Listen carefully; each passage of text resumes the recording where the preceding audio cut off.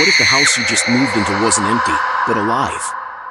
Imagine doors slamming on their own, shadows moving when no one is there, and whispers calling your name in the dead of night. The Perron family thought they had found their dream home. They were wrong. This house doesn't forgive, it hunts. Stay with us, because what you're about to see is real. Some houses aren't haunted, they're alive. And tonight, you're stepping inside. If you want to face the darkness with us, make sure to subscribe, hit that like button, and share this story before it finds you. The Perron farmhouse stood quietly in the heart of Harrisville, Rhode Island, its white clapboard walls and peaked roof hiding a history that most locals would rather forget. To anyone driving by, it looked picturesque, a perfect symbol of suburban tranquility, framed by towering oaks and whispering pines.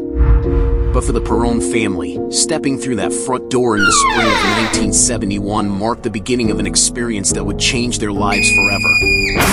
Roger and Carolyn Perron, along with their 5 daughters, were seeking a fresh start, a home filled with laughter, safety, and memories yet to be made. They found everything except peace. From the very first night, subtle disturbances hinted at a presence that refused to be ignored. Carolyn, exhausted from the move, awoke to faint scratching from the attic. She tried to rationalize it as rodents or old house creaks, but the sound persisted, deliberate and purposeful, like fingernails tracing the wood from above. The next evening, as the family gathered around the living room, a faint, childlike laughter echoed from the empty hallway upstairs. It was soft, almost playful at first, but it carried a weight, a tone that made the hairs on the back of Carolyn's neck stand up. Doors creaked open and slammed shut, furniture shifted imperceptibly, and small objects disappeared only to reappear in places they had no right to be. Roger initially dismissed these events. "It's an old house," he told himself. "It's settling. Pipes make noise. The floorboards groan." But the occurrences escalated.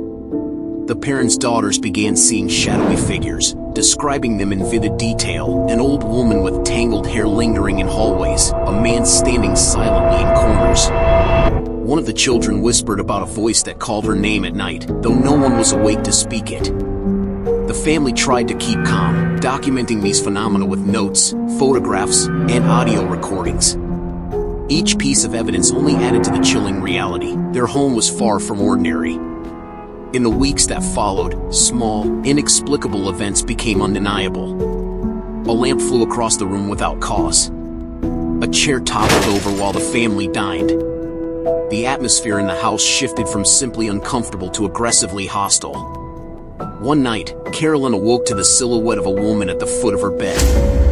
The figure was impossible to describe, neither fully human nor entirely shadow, but it radiated intent. Carolyn screamed, only for the apparition to vanish before anyone could respond. The sense of being watched, monitored, and tested became overwhelming. The parents realized that something in the house had awareness, something that studied them, learned their routines, and thrived on their fear. It was then that the family decided to involve professionals. They reached out to Ed and Lorraine Warren, well-known paranormal investigators whose reputation for tackling haunted and possessed locations preceded them. When the Warrens arrived, they brought cameras, audio recorders, and specialized equipment designed to measure electromagnetic disturbances and detect spiritual energy. The first walkthrough confirmed what the parents had feared: the house's energy was thick, almost tactile. Lorraine described it as a suffocating presence, a malevolence that pressed down on her chest, making it difficult to breathe. Every creak, every shadow, every whisper felt loaded with intent, as though the house itself were alive. The Warrens cataloged early evidence carefully. Temperature anomalies flared without cause, cold spots appeared in rooms that were warm just moments before, and shadows darted along walls with no source. A mirror in the upstairs hallway repeatedly reflected images that did not match the family. At times, it showed a woman with hollow eyes staring back, dissolving into nothing when approached. The family discovered remnants of previous occupants' lives, faded photographs, worn furniture, and personal items, seemingly moved or altered by forces beyond comprehension. It became clear to the investigators, this was not a simple haunting. The house was a nexus, a place where residual energy and consciousness intertwined, forming a persistent, malevolent intelligence. The children's experiences added urgency. They began conversing with invisible presences, describing shadowy forms, unseen observers, and voices that could not be explained. The eldest daughter recalled seeing a tall figure linger in corners, moving silently as if watching her every step. The youngest often spoke of a woman who stood silently in her doorway, eyes glowing faintly, whispering words she could not understand. These accounts, terrifying in their detail and consistency, painted a picture of a house that was not just haunted but sentient, aware of its occupants and capable of psychological manipulation. One evening, Carolyn set up a small tape recorder to capture the sounds that haunted their nights. When they replayed the recording, they heard something chilling, a deep, distorted voice whispering a name unknown to the family. The voice was deliberate, patient, and aware. It wasn't an accident. It wasn't random. Something, or someone, was aware of them. That night, the parents understood the stakes. This was not a temporary nuisance.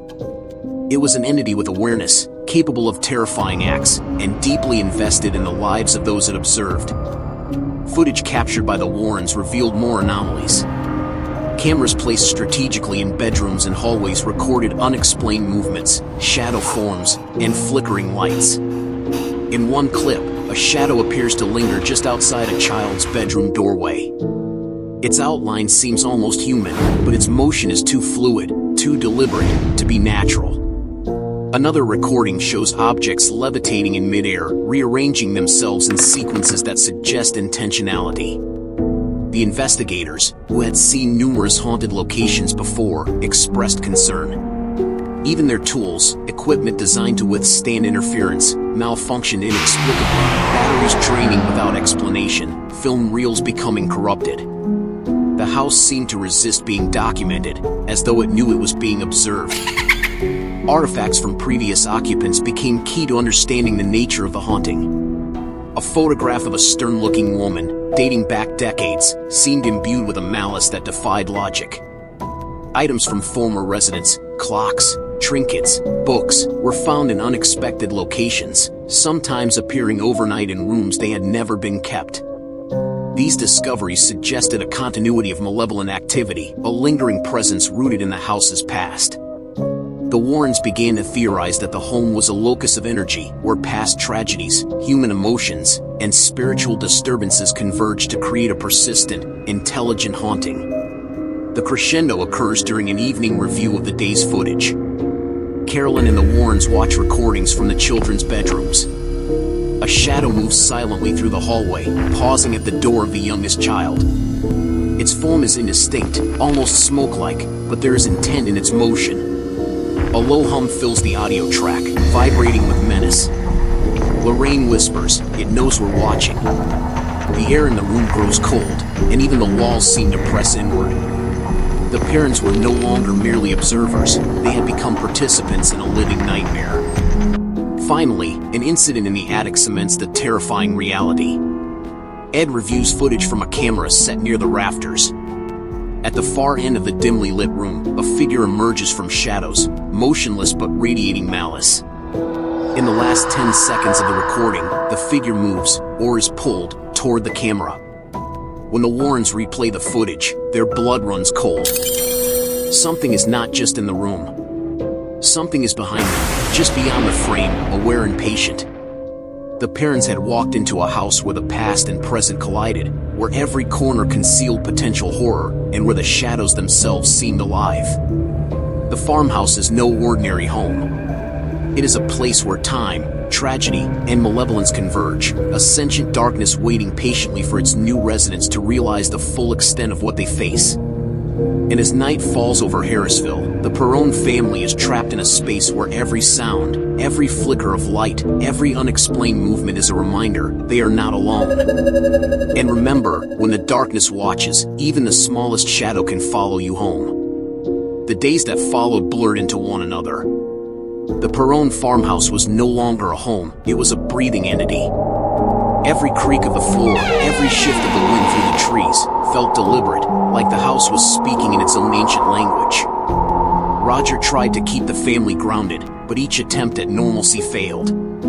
The girls refused to sleep alone, the family dog refused to enter the house, and Carolyn began showing signs of exhaustion, her face pale and hollow, her eyes always darting to corners where no one else looked. One morning, while cleaning the kitchen, Carolyn noticed deep scratches along the wooden floorboards, long, uneven marks that hadn't been there the night before. They stretched from the pantry door all the way to the dining room table, as though something heavy had been dragged across the room. When she called for Roger to see, the scratches were gone. The floor was flawless again, smooth, untouched. The only proof that anything had been there was Carolyn's trembling voice and the faint smell of iron that lingered in the air. The Warren investigators returned to collect additional data. Lorraine's demeanor had changed. She was quieter, guarded.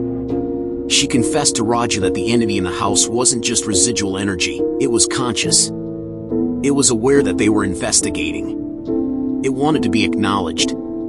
During one of their recording sessions, Lorraine sat silently in the master bedroom, eyes closed, reaching out through what she described as the thin places. After several minutes, her voice trembled. "It's not one presence," she whispered. "It's many. And one of them doesn't want them to leave." Late one evening, the family gathered around the living room fireplace in an attempt to restore some sense of comfort. The fire crackled softly, throwing long, dancing shadows across the walls. But soon, the warmth shifted.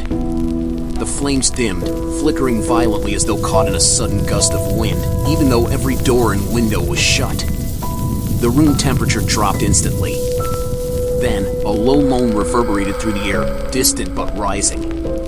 It seemed to come from beneath the floorboards, traveling upward until it filled the room. The sound was human, desperate, and unmistakably real. Terrified, Roger rushed to check the basement. The light bulb at the bottom of the stairs swung back and forth, though there was no draft. As he descended, his breath clouded before him in the freezing air. He heard faint whispers, his own name, spoken in a voice that didn't belong to anyone in the house. When he turned to retreat, the basement door slammed shut. For a moment, the world went black. Then, from the darkness, a woman's voice whispered behind him, "Why are you here?" He burst through the door, gasping for air, his face pale, his eyes wide with disbelief. The Warrens' recordings captured audio anomalies that defied logic. During a late-night review, a sudden spike of static was followed by faint breathing, rhythmic and close to the microphone, as if someone unseen stood beside the recorder. Then came words, distorted but distinct, "Leave her." The team exchanged uneasy glances. Carolyn, listening from across the room, froze. She felt something cold graze her neck, like fingers brushing against her skin. A second later, the lamp beside her shattered, sending shards of glass across the floor. The daughters began to change. They spoke less, slept less, and watched the hallways as though expecting something to appear. One night, the youngest daughter, April, was found sitting on the edge of her bed, whispering to someone unseen. When Carolyn gently asked who she was talking to, April replied softly, "The woman in the cellar. She says she wants to come upstairs." Those words sent a chill through Carolyn's bones. The cellar had been sealed for years. Desperate for answers, the Warrens dug into the property's history. Their findings were disturbing. Records showed the land had belonged to the Arnold family in the 19th century. Multiple deaths had occurred within the house, hangings, drownings, mysterious illnesses. Most chilling was the story of Bathsheba Sherman, a woman accused of witchcraft and child murder who had lived on the property over a century earlier.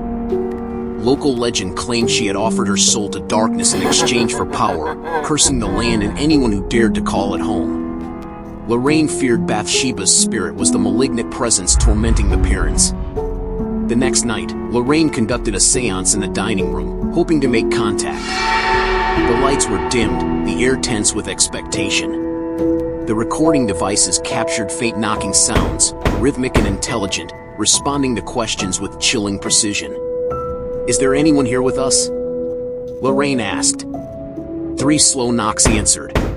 "What do you want?" she whispered. This time, the table trembled, and every candle in the room extinguished simultaneously. A deep growl vibrated through the air, not from any direction, but everywhere at once. The chairs toppled, and one of the investigators was thrown violently backward. Chaos erupted. The seance ended abruptly, leaving everyone shaken to their core. After that night, the activity grew violent. Objects no longer moved subtly, they flew across rooms. The smell of rot filled the air, and the walls themselves seemed to breathe. Carolyn's health deteriorated rapidly. Bruises appeared on her arms and neck without explanation. She began to speak in a voice that wasn't hers, low, guttural, filled with rage. Roger tried to get her medical help, but no doctor could explain her condition. The Warrens feared that Bathsheba had attached herself to Carolyn, feeding on her energy, manipulating her body and mind. At dusk one evening, Roger found Carolyn standing motionless in the yard, staring at the tree line. Her eyes were unfocused, her lips trembling as she muttered words he couldn't understand. When he approached, she turned slowly, her expression blank. "She wants the children," she whispered. Then, without warning, she collapsed.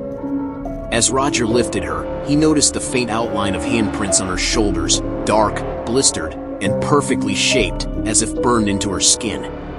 The Warrens decided they needed stronger intervention. They contacted the local clergy to perform a blessing on the house. The priest, visibly reluctant, agreed to visit. As he sprinkled holy water in each room, strange phenomena erupted, doors slammed, mirrors cracked, and a low hum reverberated through the walls. In the kitchen, the priest's candle extinguished, reigniting on its own moments later. He finished the ritual but left pale and shaken. "There is something ancient here," he said quietly, "and it doesn't fear God." The family barely slept. The nights were filled with distant cries, footsteps pacing the hallways, and the constant sound of something scratching inside the walls. One evening, while reviewing footage, the Warrens caught something that froze their blood. A shadow, tall, thin, with unmistakable human form, moved across the frame. It passed behind Carolyn, who stood completely unaware. But as the camera rolled, her reflection in the nearby window smiled, even though she did not. The haunting had reached its breaking point. The Perrons were trapped in a place that no longer obeyed the rules of reality. The entity was stronger, more aggressive, feeding off their fear and despair. The Warrens knew that whatever was inside that farmhouse wasn't just haunting, it was claiming. And as they prepared for what would come next, one dreadful truth lingered in everyone's mind: the house wasn't finished with them yet. Stay close. The deeper we go, the less light there is, and the darker it becomes. The farmhouse had fallen silent, but it wasn't peace. It was the kind of silence that waits. Every member of the Perron family felt it, the sense that something enormous had settled above and below them, listening. The walls no longer creaked, they breathed. Each corner seemed to pulse faintly, as if a heart was beating somewhere inside the structure itself. Roger stopped counting the hours he slept. Carolyn barely spoke. The children whispered prayers under their blankets, afraid to draw attention. Lorraine spent hours poring over the old property records. The deeper she went, the stranger it became. The Arnold family deaths were only part of the story. Before them, the land had belonged to a small settlement that vanished mysteriously in the early 1700s. Church archives hinted at excommunications, disappearances, and a woman accused of unholy rites. Lorraine traced that woman's name across 3 centuries of faded ink: Bathsheba. Each time, the signature ended the same way, with a cross drawn upside down. During another night of recordings, the investigators set up a microphone in the basement, hoping to capture low-frequency sound. At 3:12 a.m., the recorder picked up something faint, a heartbeat, slow and irregular, echoing through the foundation. It was followed by a whisper, an almost human sigh that said, "I never left." The next morning, the basement door was found open, though it had been locked from the outside. The air that drifted up was colder than winter itself. Carolyn's condition worsened. She began waking with scratches across her chest and arms, shaped like symbols no one recognized. Lorraine tried to help her pray, but Carolyn's voice faltered each time she spoke the word light. One afternoon, she stood at the mirror, staring at her reflection until tears streamed down her face. When Roger entered, she asked him quietly, "Do you ever feel her watching through me?" The Warrens knew they had to act before the entity consumed her entirely. They gathered relics, blessed metals, crucifixes, relic water, and placed them around the home. The moment they did, the house retaliated. Windows shattered simultaneously, and every door in the house slammed with such force that the walls trembled. The investigators ran from room to room as a deep vibration filled the air, like the growl of something enormous buried beneath the foundation. Then, suddenly, silence. In that silence, a single child's laugh echoed from the hallway. The team found April standing at the top of the stairs, pointing to the attic. "She's up there," she said softly. She said Mommy belongs to her now. The attic door creaked open on its own. Inside, dust swirled in the beam of a single flashlight. In the far corner, they found an old cradle, gently rocking back and forth though there was no wind. Inside lay a small bundle of cloth, empty, but wet with something dark. Lorraine whispered a prayer, and the cradle stopped instantly. The temperature dropped so low their breath hung in the air. That night, the Warrens attempted a cleansing ritual. Lorraine read from scripture while Ed sprinkled holy water through the hallway. As the words filled the air, Carolyn began to convulse, gasping as if something were choking her. A voice not her own erupted from her throat, deep, guttural, ancient. "You cannot have this house. It's mine." The force threw Ed backward against the wall. Lorraine cried out, pressing the crucifix to Carolyn's forehead. For a moment, a scream split the air, louder than thunder, and every light in the house exploded. Then it was over. Carolyn collapsed, unconscious. When she awoke hours later, she didn't remember what happened. But she whispered one phrase over and over, "She's still here." The Warrens believed the ritual had weakened Bathsheba but not banished her. They warned the family that the house might never be clean, only quiet for a time. Roger wanted to leave immediately, but financial strain kept them there. Each sunrise was a small victory, each sunset, a countdown to another night of terror. Weeks passed. The phenomena slowed, then stopped altogether. The family began to believe it was over, until one evening, when the youngest daughter found a small wooden doll on her pillow. It wasn't hers.